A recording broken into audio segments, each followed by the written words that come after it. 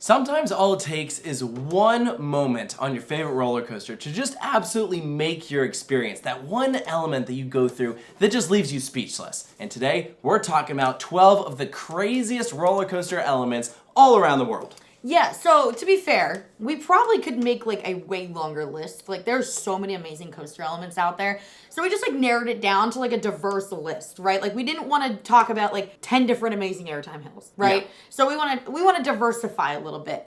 We're also excluding things like drops and launches. We're just focusing on like other elements. The core moments like during the layout after that first initial either crest over or after you just take off. Yeah, I feel like launches and drops could be their own video. Absolutely. So we're going to exclude that. But I say without further ado, we jump into this. Yeah, and to clarify, this is not a ranking of the best. These are just 12 of the moments that stood out to us when we really thought about the best roller coasters that we've experienced. What are some of those moments that really just do it, that leave you talking? And we got to start things first off with one of the most famous roller coaster elements in the world, and that is the Mosasaurus roll on Velocicoaster. Seriously, bravo to Universal for going for it here, because this is like kind of insane, like that you do an inversion like this, like hanging over the water. Yeah. Like you're getting like basically like ejector hang time where it's like, am I gonna go in here? Sure. Well, you're also getting laterals. Yeah. They specifically said, this is essentially the spiritual successor of the Heartline roll that was on Mavic. They got taken out because it was just too much. And so Velocicoaster actually did it right, and it is just so amazing that you already have a phenomenal roller coaster that just builds on itself, and that's the finale. And it's the best part of the ride. That's pretty incredible. So the next element that we're going to talk about is not necessarily amazing for the way that it feels, but it's more about the visual aspect of it when you're off the ride and on the ride. We're talking about the high five moment on Twisted Colossus. Yeah, and to be fair, there are a lot of great high fives around the world. Literally in the same exact park, West Coast Racers has another high five moment. But I think what Twisted Colossus does well is that you get true ejector airtime on each moment, and because of the way that they're profiled, they feel different. On the blue side, it's a true like wave turn, but then when you're on the green side, you get flipped to the other direction from what you would like logically think you would normally be turning. You'd normally be hanging to the left, instead you're flipped over to the right. And when it duels, you feel like you could reach out and grab people on the other train. Yeah, it's absolutely an awesome moment on an awesome ride when it's dueling. Yeah, that's the only downside with this moment is that, you don't get a duel every time, but like sometimes you're like, oh, rejected. In the way that it's designed to be experienced, that is just an absolutely incredible moment. And actually, Twisted Colossus has a lot of standout moments. They really did a fantastic job interweaving those dueling moments. Let's talk about a ride that is all the way on the other side of the world in Japan. We're talking about Universal Studios Japan's Flying Dinosaur. That first inversion. Talk about a moment that just leaves your mouth just like hanging open. Like a true what the heck was that? Well, I literally was calling it the FU roll when we were on the trip, because it's literally like you think one thing is happening, like you're like, what? Essentially what this is it is a 0G roll that then keeps rotating. Yes. And so when you think the element is done, you're like, okay, yeah, I'm gonna end facing the ground, but instead, you end facing the sky, and then you just like get thrust down with a bunch of positive G-forces and then rise back up, and you're like, whoa, I can catch my breath, and then, comes the pretzel loop. So it's literally psychotic. That whole ride is psychotic, but like if I had to pick a singular moment on the ride that blew me away even more, you would think it'd be the pretzel loop, but it's this. It is that moment that I don't even know what to call it. It's the FU roll. And no other flying coaster has anything that comes close to this moment. Props to you at Universal and B&M. I think Matt said it best. Crazy. I didn't know that they could do that. All right, we're headed back to RMC for probably their most iconic element on any one of their roller coasters. We are talking about the quad down on Lightning Rod. Yeah. Regardless of what iteration of Lightning Rod that you've experienced, whether it was the full force of the launch, the tamer launch, or the lift hill, regardless, that quad down is something else. I remember when this ride was announced and they said, this ride doesn't have inversions. It doesn't need them. And then they showed off the quad down, and like, the younger enthusiast in me was like, oh my gosh, look at that! And it's like, not every quad down to make this list. Like, technically on Air Force One, there's a quad down, right? Yeah. But I don't think it does anything like this one does. This one is using terrain, and it's like truly you're stepping down. I feel like Air Force One is more right, like in line. And I think what makes this work is that you start so high up, so as you're dropping, you are getting obviously airtime every single hill, but you're building up more speed. So like you're going the fastest at the end of the element as opposed to the beginning, and that's very impressive. So good. Yeah.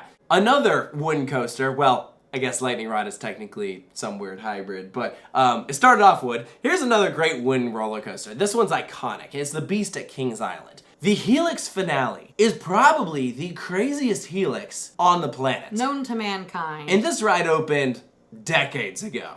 It just throws you with so much force that like as you're going down the second drop, you're like, oh my gosh, like this is kind of scary. And there's a tunnel too, so clearance-wise, you're like, boom, you just get thrown. Yeah, and like obviously night rides on the Beast are iconic, and it's for this moment in particular more than anything else. Like the whole ride's great at night, but this is the moment, and it is the moment. It is the moment. It is the icon. It is everything. So the next element we're going to be talking about is actually a spike, and obviously there are a lot of roller coasters that have a spike. However, there is no spike out there like the one on freaking Top Thrill 2. Dude. That is crazy. Like, as much as people like to make fun of Top Thrill 2, that spike is no joke. It is freakishly tall. How tall? 420 feet. I will say, though, like, I know that people pick on Top Thrill 2, but it's mainly because it's Zamperla. But I will say a lot of people have said that that's like in their top 5. I've heard number 1. Sure. Like, it's deserving. It's an amazing ride. Yeah. That spike is freaking nuts. Oh, I love this coaster. And there's so many great, actually, like, moments on Top Thrill 2. You also talk about, like, that twisted spiral drop and everything. Again, we're trying not to include drops on this list. But like, that spike, the way that you just, like, shoot up at 100 miles per hour. You're looking down on Power Tower. Yeah. Hello? Yeah, that is just a sensation that, like, I went into this ride thinking I would know what it was going to feel like, and then you just keep rising up higher and higher and higher. You're like, we're still going. And then getting thrown down to the ground like that, and then on top of that, you then just, like, hit the next launch at full speed. It is... fantastic. Yeah, ridiculous. Good job, Zamperla. So we mentioned the quad down earlier with Lightning Rod. The whole concept of a quad down really kind of took us by surprise at that announcement. Usually we're used to seeing elements like a double down. And I feel like there is no better double down in the world than Jackrabbit at Kennywood. This is a 1920 wooden roller coaster that has one of the scariest moments on the planet. It's because you basically have a seatbelt for a restraint, and that is it. Please, Hershend, please don't change that. please don't change that. It's so crazy. So like everyone, before I actually got to ride this, I didn't really know too much about it other than like the fact that Jackrabbit was iconic. Didn't know why. And then when I rode it, I feared for my life. Yeah. For real. And like when we did a video about like our scariest roller coasters, this made the list. And it deserves to, because that's terrifying if you don't know what's coming. Oh, yeah. And even if you do know what's coming, it's still scary. Yeah, it's the second down in particular that just, like, yeets you into oblivion. You want to sit towards the back for that. Yeets you into oblivion. I mean, like that. I don't know how else to describe it. That's exactly what happens. You're right. I hope nobody's getting sick of talking about RMC, because we are not done.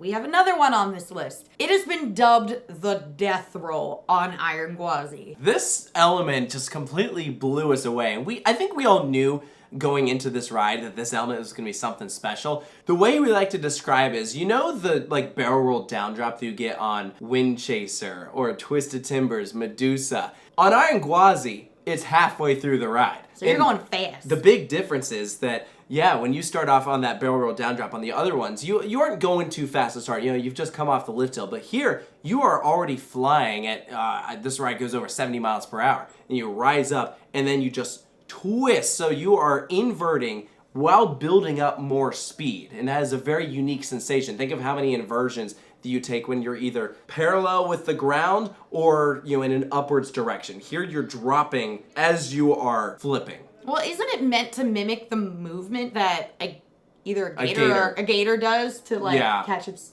It works. It does work, yeah. You have to like almost like brace yourself for this. If you know what's coming, you're like, whoa. Well, you get to that like turn right before it happens, and I always yell whoever I'm with. I'm like, get ready! Yeah. Iron Gwazi has so many great moments, but that death roll is truly special. And speaking of inversions that are absolutely, completely ridiculous, we have to talk about a very special moment on one of my all-time favorite rides, Edgenica at Fuji Q Highland. There is an inversion on this ride that will leave you speechless. I would argue that whole ride leaves me speechless, for better or for worse. Yeah, It does. If you're familiar with X2s, this was the original prototype fourth dimension coaster from Aerodynamics. So when Fuji Q said we want something similar, at this point, S&S had absorbed all of Aero's assets, and they said we can build upon this. We can make an even better version of X2, fix all of the problems And that X2 had. And this element does not exist on X2. The way I describe it is like, think about a 0G roll, right? But you take it where you actually are flipping in the vertical direction while also flipping in the lateral direction. You're just completely disoriented. You essentially are doing a backflip while doing a normal flip. That's why it's called the fourth dimension, because it's just like your brain is just like all over the place trying to comprehend what just happened. I couldn't stop laughing through this moment. Well, I want to piggyback off of what you just said into the next one on the list, which was the inversion that's kind of like a flying snake dive on Ride to Happiness. Because you talk about moving in multiple different, like on different axes, like in different directions all at the same time. That is exactly why this one is so awesome, because you're rotating, right? Like a normal roller coaster, but you're also spinning at the same time. Yeah, so while Edgenica is flipping you vertically, here you're rotating horizontally. That is an unbelievable moment. And that comes, again, like halfway through the ride. This is like right after the second launch, I believe. Yeah, this moment blew us away. This whole ride blew us away. But that was a moment that, you know, we after having done Time Traveler, it was like, okay, I think I know what to expect with like the Mach Extreme Spinner. And that just did that. That element does not exist on Time Traveler. No other element in the world feels like that part of Ride to Happiness. Absolutely. That is why that will always be one of my favorite roller coasters in the world. Is probably that moment specifically. Yeah. We have talked a lot about inversions though. Here's an element that gets pretty close to being an inversion, but technically it does not quite get there. There's a lot of non-inverting loops out there, but by far the best one that at least I have personally experienced is on DC Rivals Hypercoaster at Warner Brothers Movie World in Australia. Yeah, the whole coaster like really blew us away. I remember specifically when we rode this thing backward and we hit that non-inverting loop, my brains were just blown all over the walls. Amazing. So cool. I think what makes this non-inverting loop superior to others is the sheer whip when you are twisting directions. So like, you know, you rise up and then as you start to roll over, it just completely throws you back towards the ground. You know, even if you've done something like the one on Hollywood Rip Ride Rocket or Flying Aces, any of those, it's just not the same. The one on DC Rivals is profiled in a way that is superior. Just so unique. The lateral forces are on another level. Well, and you can do it backward. Yeah. Let's not forget that part. Yeah. You can ride it backward. It is so insane, so insane. And I think that leaves us with only one more element. Yeah, so this would be the baby of the list, I would say. It's the newest of the list, and it came out swinging. That would be the Celestial Spin on Stardust Racers at Universal Epic Universe. Yeah, yeah, this is an... Oh my god! Dude, this ride is like an airtime machine. It just has the one inversion, but the way that they intertwined these rolls, essentially you have green side will flip into a roll in the upwards direction, while yellow side will rise up into essentially the start of like a top hat. So green side is upside down, staring down at yellow side. They're looking up and seeing green. It's ridiculous. So now yellow side does a downwards roll over top of green side, which has like a traditional drop. So now yellow side is staring up at green and vice versa. It's bonkers. It's hard to like imagine. You have to just do it. You gotta do it. Yeah, you gotta do it. It's crazy because I always like end up just like doing that the whole time. Like I'm never looking forward, always looking at someone or I don't know. Well, like a weird like phenomenon has happened where like you're riding in the back and I almost like forget that moment is about to happen because I'm so busy watching the other train that then you like flip upside down and it's like, oh, right. Or on yellow side, it's like, oh yeah, I forgot we're about to like go upside down because you're just watching like green overhead of you. Yeah. It's so freaking awesome. Yeah, it's cool because when you look from like the earlier moments that made this list to like now, they keep getting like progressively more creative and innovative, and like I think that like really excites me as it goes through. There's just like, okay, what's next? Sure. What else are people gonna come up with? Like, there's some crazy stuff, and it's like, you know, you can take a regular roller coaster element and then make the train do something interesting, like the spinning or the flipping, and then suddenly you have a whole different thing. Like, it's so cool. That was like when SNS debuted the Axis coaster. Like, that was like one of the big selling points. Is like, you know, you take a traditional airtime hill, but then the vehicle is doing something that, you know, it doesn't act in the way that you would typically think for roller coasters. So yeah, these designers have gotten really, really creative. And with so many roller coasters all around the world, there are some just truly sensational, like, standout elements. These were the 12 that came to our minds. As we mentioned, we excluded first drops and launches, but there are still like so many great moments. You know, like you'll notice that there weren't too many just like straight camelback hills. I don't think there were any camelback hills. But I could make a list for those. Yeah, well, and there's so many good ones, but it's like I don't know that there was like one truly camelback hill that stood out as like infinitely superior to all the others. You know, I feel like these elements are distinctly unique. Well, that's a dang good one. That's a dang good one. That'd be my pick, the first one. But anyway, I digress. I hope you guys enjoyed this list, though. Like, I'm sure you're going to think of ones. I trust that you all think of ones that we did not put on this list, so feel free to share in the comments. Well, and if you want to focus on just inversions, we actually have a whole separate video talking about just the best inversions on roller coasters. So this has... definitely some repeats, but... Sure, this has a true mix of everything, but yeah, there's so many cool inversions out there that, we had to make a whole nother video about it. So, yeah. Thank you guys so much for joining us, and we'll see you next time.